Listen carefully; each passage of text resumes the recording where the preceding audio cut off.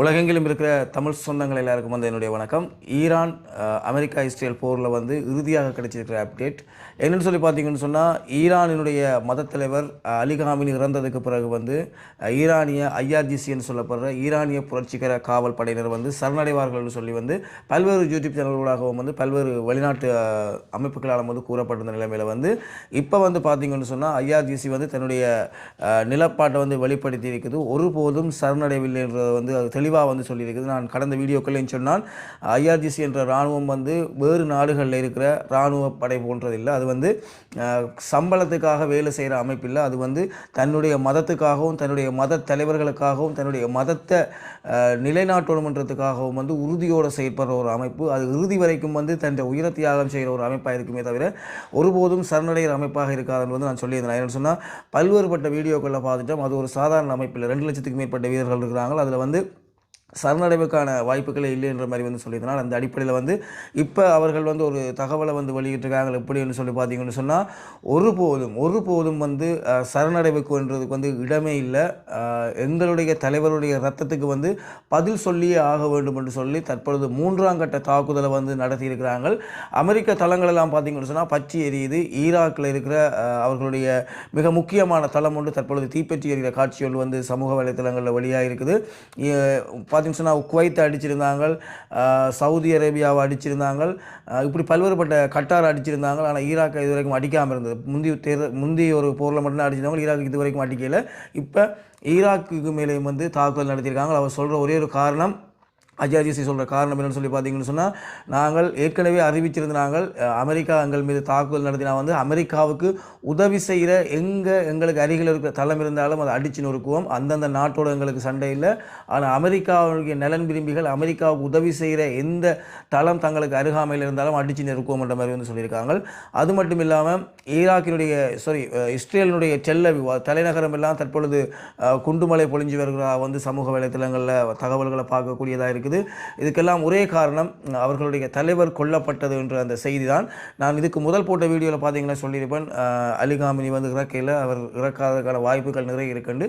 இருந்தாலும் நான் அது இப்போ வரைக்கும் நம்புகிறேன். நீங்களும் நம்புவீங்கன்னு நினைக்கிறேன். என்னென்னு சொன்னால், இப்படி ஒரு உலக நாட்டினுடைய ஒரு வல்லரசு தான் இந்த அமெரிக்கா. முதலாவது வல்லரசு நாடு.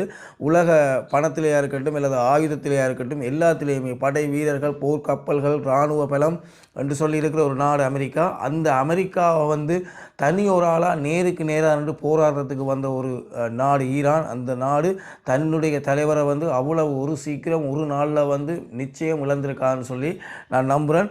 கடுமையாக வந்து போர் இப்போ நடந்து கொண்டு இருக்குது. உலக நாடுகள் முழுவதும் உலகமய யுத்தம் ஏற்படுவதற்கான ஒரு வாய்ப்பு கூட இருக்குது.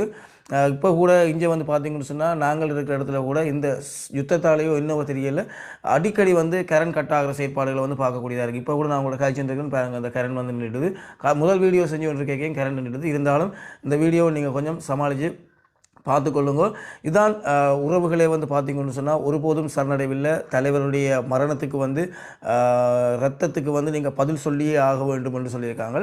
அது மட்டும் இல்லாமல் அமெரிக்க ஜனாதிபதி கூட ஒரு வீடியோ ஒன்று வெளியிட்டிருந்தார். அதில் வந்து ஐஆர்ஜிசி வந்து சரணடைய வேண்டும் இல்லாட்டி சாக வேண்டும் என்று வந்து சொல்லியிருந்தார். உண்டு ஆயுதங்களை போட்டுட்டு சரணடையணும் இல்லாட்டி சொன்னால் அவ்வளோ வெறும் சாகணும் என்று சொல்லியிருந்தார். ஆனால் அதுக்கு ஐஆர்ஜிசி சொல்லியிருக்கு, சரணடைவுன்றது வந்து ஒருபோதும் இல்லை, யுத்தம் தொடர்ந்து நடக்கும், தலைவருக்காக வந்து நீங்கள் பதில் சொல்லி ஆக வேண்டும் என்று சொல்லி தற்சமயம் வரைக்கும் வந்து அந்த யுத்தம் வந்து நடந்து கொண்டே இருக்குது. மிக தீவிரமாகி கொண்டிருக்குது. எங்கெங்கே அமெரிக்க தலைவர் இருக்குதோ அங்கங்கே குண்டு வீசப்பட்டு புகை மூட்டமாகவும் இரத்த காயங்களாகவும் நெருப்பு மூழ்கிறதாகவும் தான் வீடியோ கிடக்குது. மிக முக்கியமாக இதில் வந்து ஈரான் மட்டும் தாக்குதல் நடத்தலை, ஈரான் மீதும் இஸ்ரேலும் அமெரிக்காவை வந்து தொடர்ச்சியான தாக்குதலை வந்து நடத்தி கொண்டு வரதை வந்து அவதானிக்கக்கூடியதாக இருக்குது. இதில் வந்து நாங்கள் சிந்திக்க வேண்டிய ஒரே ஒரு விஷயம், எல்லாருமே சொல்கிறது ரஷ்யா விரையில் சீனா விரையில் என்று சொல்லி கொண்டிருக்கிறோம். ஆனால் ரஷ்யா சீனா என்ற ஒரு நாடு இதுக்குள்ளே குதிக்குமே என்று சொன்னால் அது உலகத்தினுடைய அழிவாத்தான் இருக்குமென்ற மாற்று கருத்தை இல்லை. என்னென்னு சொன்னால், ரஷ்யாவிட்ட இருக்கிற அணுகுண்டு உலகத்தில் எந்த ஒரு நாட்டையுமே இல்லை. அவர்களுடைய அணுகுண்டை கொண்டு உலகத்தை பலமுறை அளிக்கலாம், ரஷ்யாவினுடைய அணுகுண்டுகளை கொண்டு.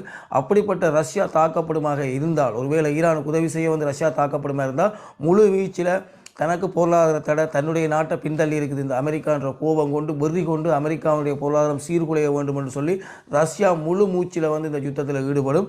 இதனால் வந்து அமெரிக்கா உட்பட அதில் இருக்கிற முஸ்லீம் நாடுகள், அந்த முஸ்லீம் நாடுகளை சார்ந்துள்ள அனைத்து நாடுகளும் வந்து பாதிக்கப்படும்ன்றதில் வந்து எந்த மாற்று கருத்துமே இல்லை. தொடர்ச்சியாக காணொலி இணைஞ்சு கொள்ளுங்க. காணொலி கரண்ட் இல்லையென்று காணொலியை நிப்பாட்டுவோம் என்று நான் விதைக்க வந்து கரண்ட் வந்துடுது. சரி, ஓகே. அடுத்த இன்னொரு காணொலியில் வந்து உங்களை சந்திக்கிறேன். உடனுடன் உங்களுக்கு அப்டேட்டை தர நான் காத்திருக்கிறேன். நன்றி சொந்தங்களே. தொடர்ச்சியாக காணொலி இணைஞ்சு கொடுத்து சப்ஸ்கிரைப் பண்ணிக்கொள்ளுங்க. கீழே கமெண்ட்ஸ் பண்ணுங்கள். இப்படியான தகவல் வழங்குவோம் கமெண்ட்ஸ் பண்ணிக்கொள்ளுங்க. நன்றி சொந்தங்களே. மீண்டும் ஒரு காணொலியில் சந்திப்போம்.